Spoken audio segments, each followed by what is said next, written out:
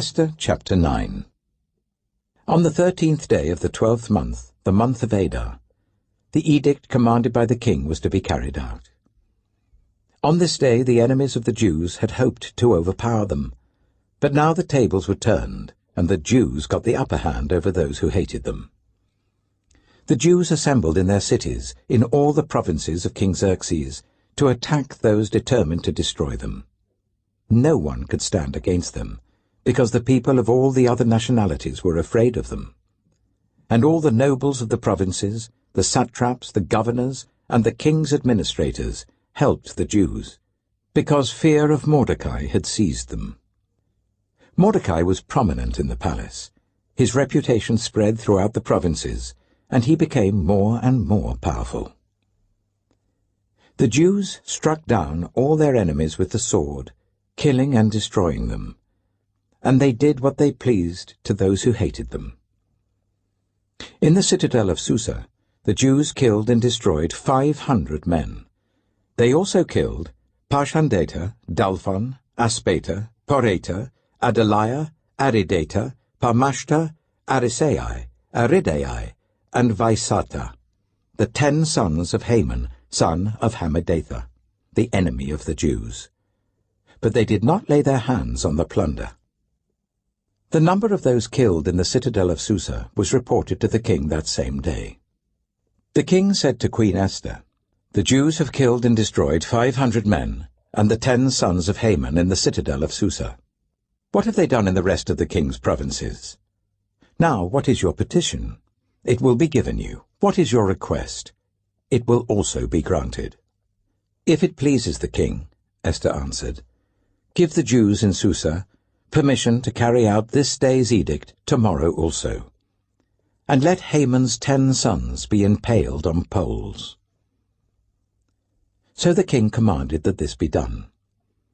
An edict was issued in Susa, and they impaled the 10 sons of Haman. The Jews in Susa came together on the 14th day of the month of Adar, and they put to death in Susa 300 men, but they did not lay their hands on the plunder. Meanwhile, the remainder of the Jews who were in the king's provinces also assembled to protect themselves and get relief from their enemies. They killed 75,000 of them, but did not lay their hands on the plunder.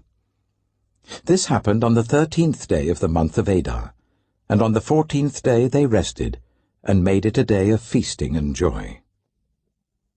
The Jews in Susa, however, had assembled on the 13th and 14th, and then on the 15th they rested, and made it a day of feasting and joy. That is why rural Jews, those living in villages, observe the 14th of the month of Adar as a day of joy and feasting, a day for giving presents to each other. Mordecai recorded these events, and he sent letters to all the Jews throughout the provinces of King Xerxes, near and far, that they should celebrate annually the 14th and 15th days of the month of Adar, as the time when the Jews got relief from their enemies, and as the month when their sorrow was turned into joy, and their mourning into a day of celebration. He wrote to them to observe the days as days of feasting and joy, and giving presents of food to one another, and gifts to the poor. So the Jews agreed to continue the celebration they had begun, doing what Mordecai had written to them. For Haman, son of Hammedatha, the Agagite, the enemy of all the Jews, had plotted against the Jews to destroy them, and had cast the pur, that is, the lot, for their ruin and destruction. But when the plot came to the king's attention, he issued written orders that the evil scheme Haman had devised against the Jews should come back onto his own head, and that he and his sons should be impaled on poles. Therefore, these days were called Purim, from the word pur. Because of everything written in this letter, and because of what they had seen and what had happened to them, the Jews took it on themselves to establish the custom that they and their descendants, and all who join them, should, without fail, observe these 2 days every year, in the way prescribed and at the time appointed.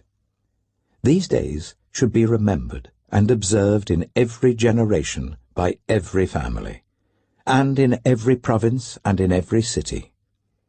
And these days of Purim should never fail to be celebrated by the Jews, nor should the memory of these days die out among their descendants.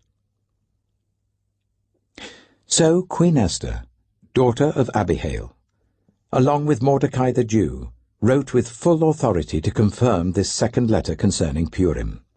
And Mordecai sent letters to all the Jews in the 127 provinces of Xerxes' kingdom, words of goodwill and assurance, to establish these days of Purim at their designated times, as Mordecai the Jew and Queen Esther had decreed for them, and as they had established for themselves and their descendants in regard to their times of fasting and lamentation. Esther's decree confirmed these regulations about Purim, and it was written down in the records. Esther chapter 10. King Xerxes imposed tribute throughout the empire to its distant shores. And all his acts of power and might, together with a full account of the greatness of Mordecai, whom the king had promoted, are they not written in the book of the annals of the kings of Media and Persia? Mordecai the Jew was second in rank to King Xerxes, preeminent among the Jews, and held in high esteem by his many fellow Jews, because he worked for the good of his people, and spoke up for the welfare of all the Jews. Additions to Esther. Chapter 10. Then Mardochæus said, God hath done these things. For I remember a dream which I saw concerning these matters, and nothing thereof hath failed. A little fountain became a river, and there was light, and the sun, and much water. This river is Esther, whom the king married and made queen.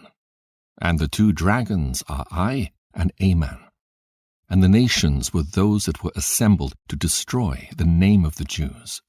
And my nation is this Israel, which cried to God and was saved. For the Lord hath saved his people, and the Lord hath delivered us from all those evils. And God hath wrought signs and great wonders, which have not been done among the Gentiles. Therefore hath he made 2 lots, one for the people of God, and another for all the Gentiles. And these 2 lots came at the hour and time and day of judgment before God among all nations. And God remembered his people, and justified his inheritance. Therefore those days shall be unto them in the month Adar, the 14th and 15th day of the same month, with an assembly and joy, and with gladness before God, according to the generations forever among his people. Chapter 11. In the 4th year of the reign of Ptolemaeus and Cleopatra, Dositheus, who said he was a priest and Levite, and Ptolemaeus his son, brought this epistle of Purim, which they said was the same, and that Lysimachus, the son of Ptolemaeus that was in Jerusalem, had interpreted it. In the 2nd year of the reign of Artaxerxes the Great, in the 1st day of the month Nisan, Mardochæus the son of Jairus, the son of Semei, the son of Sesai, of the tribe of Benjamin, had a dream, who was a Jew, and dwelt in the city of Susa, a great man, being a servitor in the king's court. He was also one of the captives which Nebuchadnezzar the king of Babylon carried from Jerusalem with Jeconias, king of Judea. And this was his dream. Behold, a noise of a tumult, with thunder and earthquakes and uproar in the land. And